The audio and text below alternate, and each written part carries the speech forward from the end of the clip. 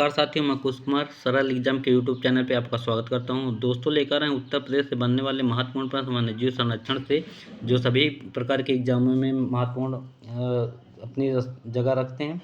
और आने वाले जो भी एग्ज़ाम हैं लगभग उसमें सभी एग्जामों में वन्यजीव संरक्षण से 2 से 3 प्रश्न आपके पूछे जाते हैं।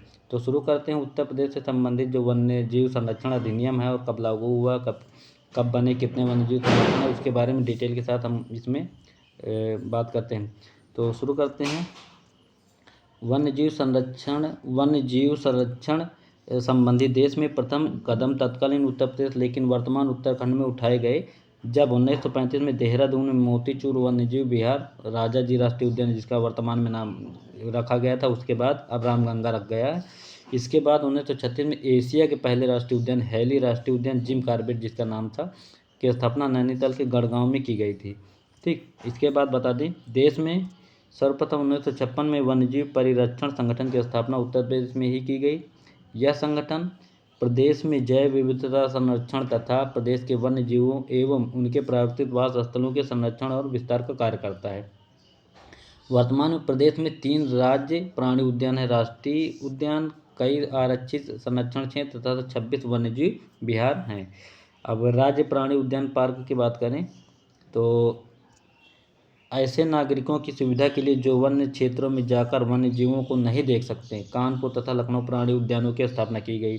गोरखपुर में शहीद अशफाक उल्ला खां के नाम पर एक प्राणी उद्यान की स्थापना की जा रही थी। और आगे बात करते हैं। ग्रेटर नोएडा में 120 हेक्टेयर क्षेत्र में एक रात्रि वन्य जीव park night safari, important question है, पूछ लिया जाता है कि नाइट सफारी कहाँ पे मौजूद है, तो ग्रेटर नोएडा में बना। ठीक, यह निर्माण चीन व सिंगापुर में स्थापित नाइट सफारी के मॉडल पर किया जा रहा है। पूछ लेते हैं यह किस देश के मॉडल पर स्थापित है, तो चीन व सिंगापुर के मॉडल पर स्थापित है। ठीक, यह इस प्रकार का विश्व का चौथा व भारत का पहला अभ्यारण्य। ठीक, इंपॉर्टेंट क्वेश्चन इसमें से।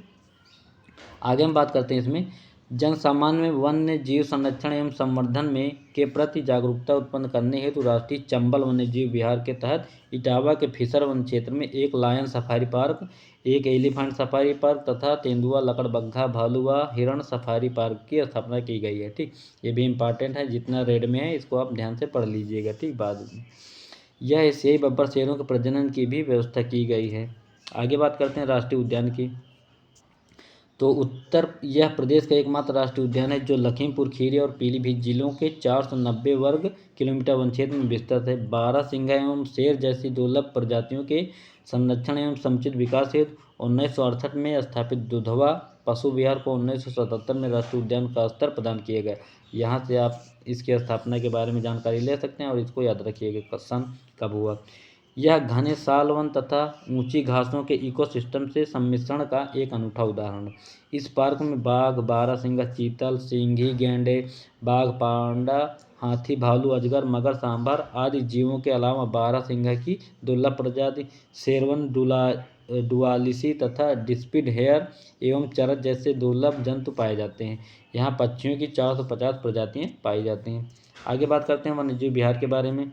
तो वन्यजीव जीवों के संरक्षण के लिए राज्य सरकार द्वारा 1956 में स्थापित संगठन द्वारा सर्वप्रथम 1957 में चंदौली स्थित चंद्रप्रभा वन्यजीव विहार की स्थापना की गई। वन्यजीव अभ्यारण्य अलग होता है और वन्यजीव संरक्षण केंद्र अलग होते हैं। ठीक, तो यह अभ्यारण्य है, इसकी स्थापना सर्वप्रथम चंदौली 1957 में हुई थी।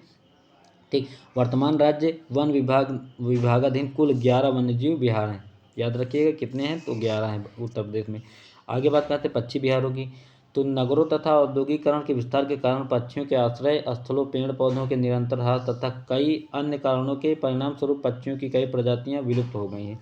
और राज की पक्षी अपने उत्तर प्रदेश कौन है, सारस या क्रौंच, कौवा व गिद्ध। और आगे बात करते हैं जैसे कुछ प्रजातियां विलुप्त की कगार पर हैं। ठीक, और पक्षियों के संरक्षण के लिए राज्य वन विभागाधीन इस समय कुल 11 पक्षी विहार। अब टाइगर रिजर्व की बात करें तो टाइगर रिजर्व क्या था, तो उत्तर प्रदेश में दुधवा टाइगर रिजर्व को प्रोजेक्ट टाइगर 1987 में आच्छादित किया गया था। प्रोजेक्ट टाइगर की शुरुआत की बात करें तो 1973 में प्रोजेक्ट टाइगर शुरू हुआ था भारत में। और बाद में किशनगंज वन्यजीव विहार एवं कतरनिया घाट वन्यजीव विहार क्षेत्र को भी इस टाइगर रिजर्व के अंतर्गत लाया गया। ठीक, और बिजनौर के अमनगढ़ क्षेत्र को 2012 में उत्तराखंड के कॉर्बेट टाइगर रिजर्व के बफर क्षेत्र के रूप में सम्मिलित किया गया।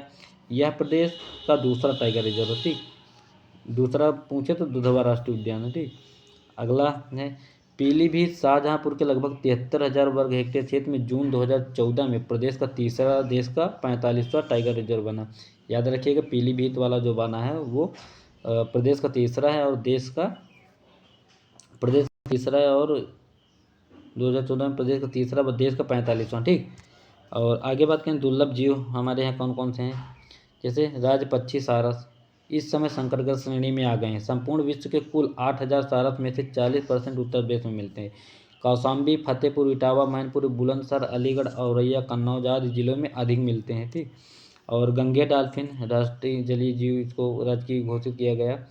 गंगे डॉल्फिन स्विस या सुसु बोलते हैं, ग्रामीण क्षेत्रों में इसको स्विस बोलते हैं। हम लोग देखें इसको, नीली कलर की होती है, गहरी नीली। ठीक, जैसे स्कूली पैंट नहीं होती नीली, उस कलर की होती है, और लगभग एक नॉर्मल एक भैंसे के बराबर होती है। और यहाँ गंगा नदी है हमारे रायबरेली में, तो डलमऊ घाट में मैंने देखा इसको। तो स्विस या सुसु को राष्ट्रीय जल जीव घोषित किया गया। इलाहाबाद के मिर्जापुर तक गंगा में ये अधिक संख्या में मिलते हैं। ठीक, आगे बात करते हैं शेर, बारहसिंगा, चीतल, हाथी, भालू, गेंडा। बारहसिंगा की दुर्लभ प्रजाति शेरवन, डुआलिसी तथा डिस्पिड हेयर एवं चरंज जैसे जंतु लखीमपुर स्थित दुधवा उद्यान व किशनपुर बिहार में मिलते हैं।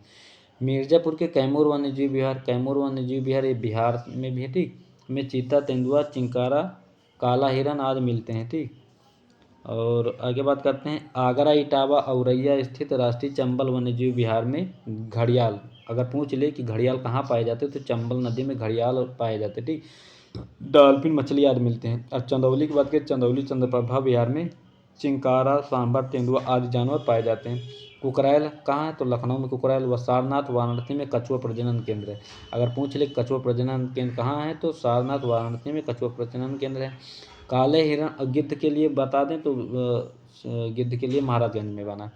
और काले हिरण हेतु राज्य में 2 अलीगढ़ के गभाना क्षेत्र व प्रयागराज के मेजा कोरांव क्षेत्र गैर वन क्षेत्रीय संरक्षण केंद्र हैं। आगे हम बात करते हैं राज्य में गैर वन क्षेत्र लिहाज से सर्वाधिक काले हिरण अलीगढ़ के गभाना क्षेत्र में पाए जाते हैं। अगर पूछ ले कि काले हिरण को सर्वाधिक कहाँ पाए जाते हैं तो अलीगढ़ का ताला प्रसिद्ध है, सभी को पता होगा। ठीक, और आगे बात कर रहे हैं और वन्यजीवों संबंधित कार्यक्रम की बात करें तो लुप्त प्रजातियों का प्रजनन केंद्र कहाँ है तो लखनऊ के कुकरैल वन में, याद रखिएगा। ठीक, 1984-85 में लुप्त प्राय प्रजातियों में एक प्रजनन केंद्र स्थापित किया गया। यहाँ काला हिरण, ऊद बिलाव, काकेर आदि लुप्त प्राय वन्यजीवों की प्रजनन योजना चलाई जा रही। ऊद बिलाव क्या होता है, ये जो गड़े मुर्दे होते हैं ना उनको खोद के खाता है, और ये बिजली के तार पर भी चल सकता है, ऐसा जीव होता है। ये होता है लगभग लोमड़ी देखा होगा था, उससे कुछ छोटी होती है और इसका लंबा समूह होता है। राष्ट्रीय चंबल वन्य विहार योजना मगर और घड़ियाल के संरक्षण के उद्देश्य से चंबल घाटी के क्षेत्र को राष्ट्रीय चंबल वन्यजीव विहार घोषित किया गया। इसमें उत्तर प्रदेश, मध्य प्रदेश तथा राजस्थान में पड़ने वाले चंबल का क्षेत्र सम्मिलित है। यह योजना भारत सरकार के सहयोग से चलाई जा रही थी। अब कछुआ पुनर्वास योजना की बात करें तो गंगा नदी के प्रदूषण को रोकने के लिए चलाया जा रहा गंगा एक्शन प्लान के अंतर्गत केंद्र द्वारा पोषित यह योजना 1986-87 से चलाई जा रही। इस योजना के अंतर्गत मांसाहारी कछुओं को संरक्षण प्रदान किया जाता है। साथ ही प्रजनन केंद्रों से अंडों को लेकर इनसे बच्चे का पालन कर गंगा नदी में छोड़ा जाता है। वाराणसी में गंगा में रामनगर से राजघाट के बीच 7 किलोमीटर क्षेत्र को 1989 में कछुआ अभ्यारण्य घोषित किया गया था। ठीक, इसको याद रखिएगा। कौन सा एरिया तो रामनगर से राजघाट के 7 किलोमीटर एरिया। आगे हम बात करते हैं इसमें कुछ और महत्वपूर्ण प्रश्न जो है वन्यजीवों से। तो इको डेवलपमेंट प्रोग्राम क्या है तो राज्य में निम्नलिखित राष्ट्रीय उद्यानों, वन्यजीव विहारों, पक्षी विहारों, इको डेवलपमेंट प्रोग्राम को सम्मिलित किया गया। दुधवा टाइगर रिजर्व, सुरहा ताल पक्षी विहार, रानीपुर वन्यजीव विहार और विजय सागर पक्षी विहार, राष्ट्रीय चंबल वन्यजीव विहार, कैमूर वन्यजीव विहार, समान पक्षी विहार, चंद्रप्रभा वन्यजीव विहार। आगे बात करें घड़ियाल प्रजनन केंद्र कौन कौन से, तो घड़ियाल की लुप्त प्रजातियों के संरक्षण एवं विकास के लिए चलाई जा रही इस योजना के अंतर्गत घड़ियाल के अंडों को एकत्र करके लखनऊ जिले के कुकराल वन तथा बहराइच जिले के कतरनिया घाट में कृत्रिम निषेचन द्वारा बच्चे पैदा कर उनका पालन पोषण किया जाता है। इन बच्चों को तैयार होने के बाद नदियों में छोड़ दिया जाता है।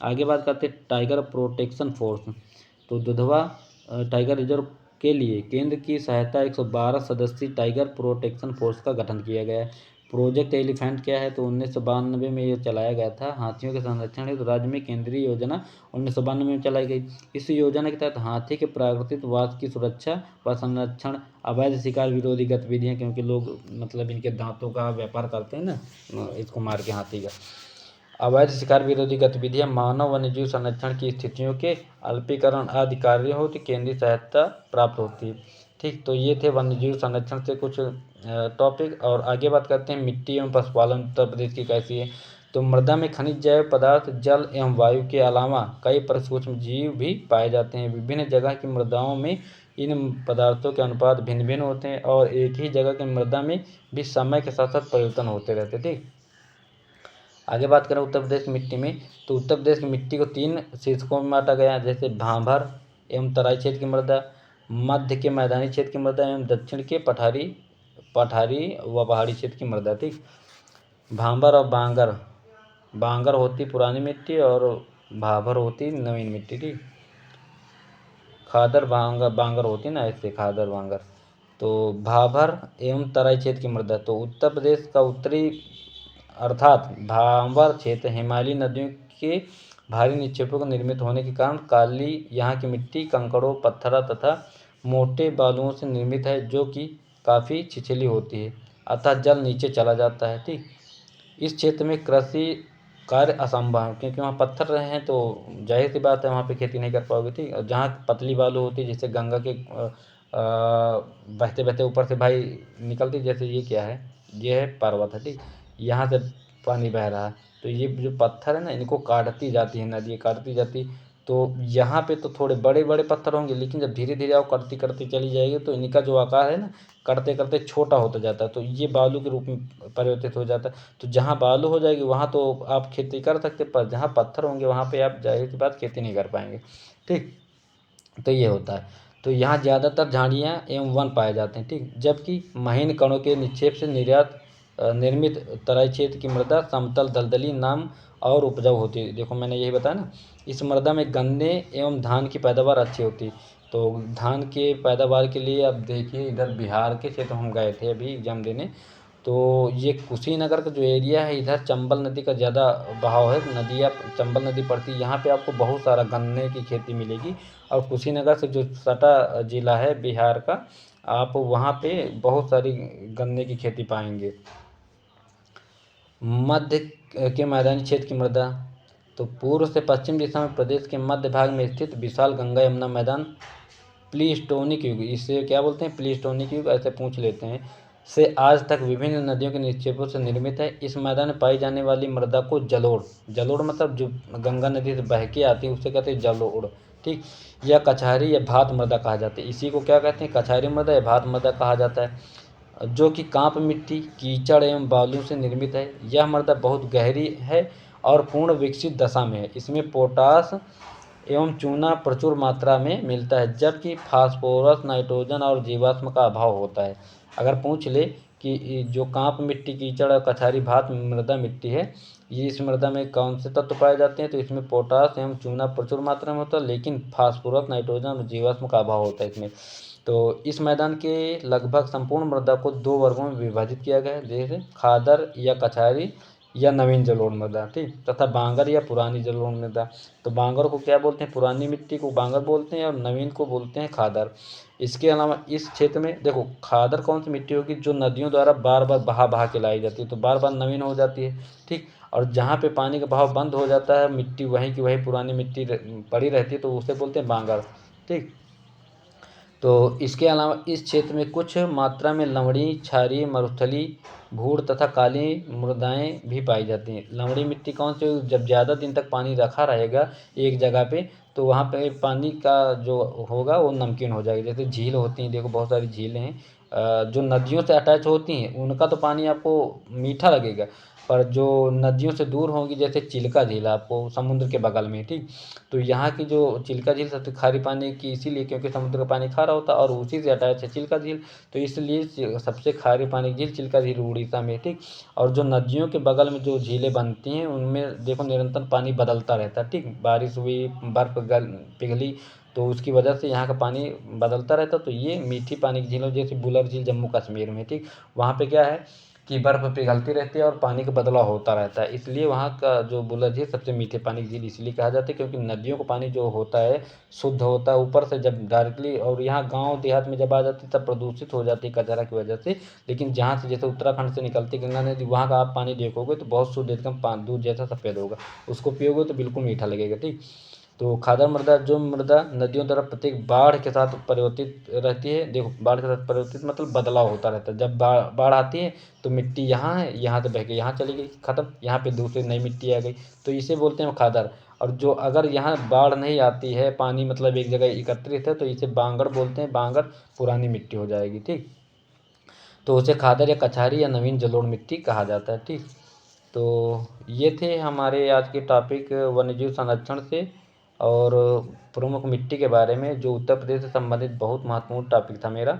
और उम्मीद है कि यह सभी परीक्षाओं में फिलहाल पूछा जाता है, उत्तर प्रदेश से संबंधित हो या अन्य स्टेट लेवल में हो या सेंट्रल लेवल की जो भी परीक्षाएं, ये सब पूछा जाता है, खादर और बांगर ये सारी मिट्टियाँ पूछी जाती हैं। तो उम्मीद है कि यह वीडियो आपको पसंद आएगा और आगे हम कुछ कल फिर नए टॉपिक के साथ आपको मिलेंगे। तब तक के लिए बाय, थैंक्स देखने के लिए, और क्लास को ज़्यादा से ज़्यादा शेयर और लाइक कर दीजिएगा।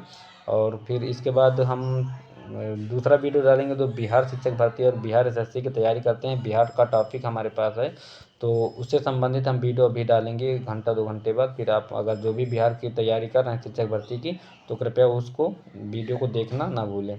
तब तक के लिए बाय, पढ़ते रहिए अच्छे से।